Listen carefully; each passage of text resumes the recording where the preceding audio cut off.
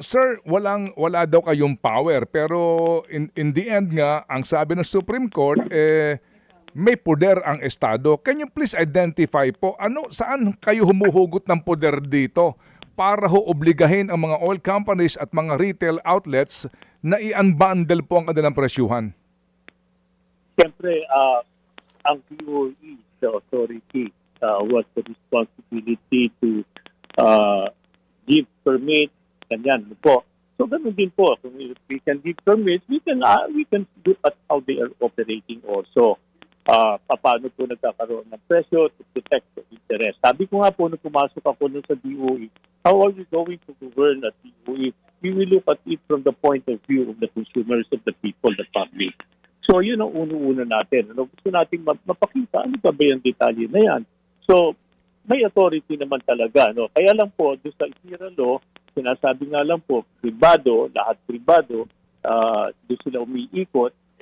Naman ang mga pagdating sa legal, yan ang mga pinag-uusapan hanggang umaabot na po ng korte at yan po nagkakaroon ng matagalang pag-uusap. Umabot na po kami 2019. Lumabas lang ang decision 2024. Opo, you're talking about the oil deregulation law, hindi po sa EPIRA, ano po, ha? Ayan po ako. Yung sa oil deregulation law na pinangap po lahat kasi Opo. Kasi po you mentioned Opo. EPIRA, ano lang po, narito lang. Nasasama lang po ako dahil dito po kasi yung sa energy, the essential services, lahat po nasa kamay ng pribado. Oo nga po. Sige. So Sec, ang binabanggit po ninyo, may poder naman talaga ang DOE. Sir, opo. Naman talaga po, no? We monitor, we grant the permit for them to import. Gusto naman natin malaman, ano yan?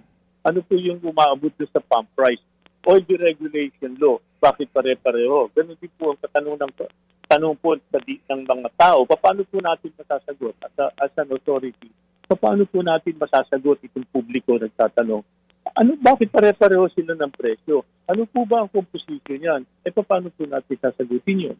Mga kapatid, para sa iba pang mga balita at impormasyon, sundan niyo po kami sa X, Instagram, Facebook at syempre sa TikTok, True Network PH. Mag-subscribe din po kayo sa aming YouTube channel, True Network. May website din po tayo, truenetwork.ph, at pwede nyo rin po kaming mapanood sa Channel 19 ng aming True FM TV. Lagi pa rin makinig sa radyo dito po sa 105.9 True FM dahil dito, lagi po sa'yo, kapatid. Ito tayo sa